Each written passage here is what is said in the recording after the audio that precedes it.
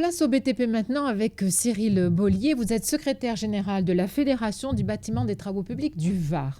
Vous aviez fait des annonces en novembre dernier sur l'année 2020 et apparemment vous ne reniez rien de ce qui a été dit. On ne renie rien, on reste sur la même ligne, effectivement. On vit toujours sur les acquis d'avant mars 2020. Le BTP dans le Var a réussi tant bien que mal la reprise d'activité. Avec son lot de difficultés, bien entendu. Aujourd'hui, on s'attaque à la relance. Et la relance, c'est vraiment la perspective de long terme. Donc, c'est ce qui va conditionner l'activité de 2021.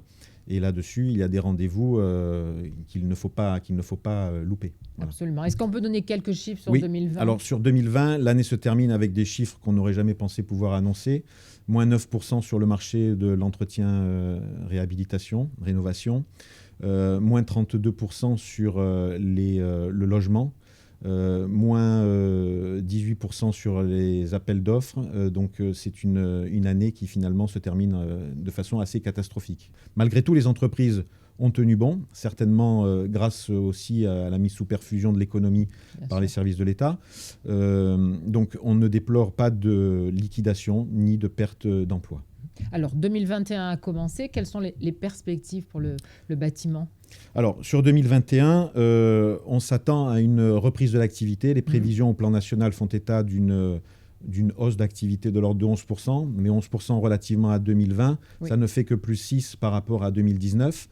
La réhabilitation devrait revenir à des perspectives plus favorables. Le gros de l'activité reste sous-tendu aujourd'hui par le dynamisme des collectivités locales.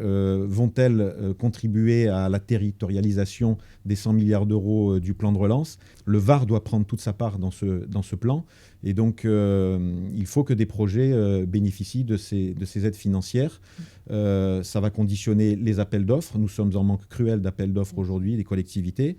Ça va conditionner aussi la reprise des investissements privés. L'instruction des permis de construire, c'est un point sur lequel, là aussi, les collectivités doivent se mobiliser.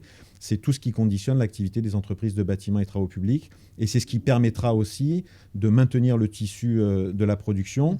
On s'aperçoit aujourd'hui qu'il manque cruellement de grands projets structurants, des grands projets sur lesquels les grandes enseignes, les grands groupes peuvent se mobiliser, si bien que ceux-ci, étant dépouillés de ce type d'activité, regardent sur des projets plus modestes et arrivent en confrontation directe avec des entreprises, des PME, des TPE locales. Et donc, forcément, les prix sont bagarrés et les marges s'étiolent, ce qui n'était déjà pas un chiffre très important, puisque la marge dans le BTP, c'est de l'ordre de 2 à 3%. Voilà. Donc ça, c'est assez inquiétant et c'est à surveiller. Exactement. Merci beaucoup. Merci à vous.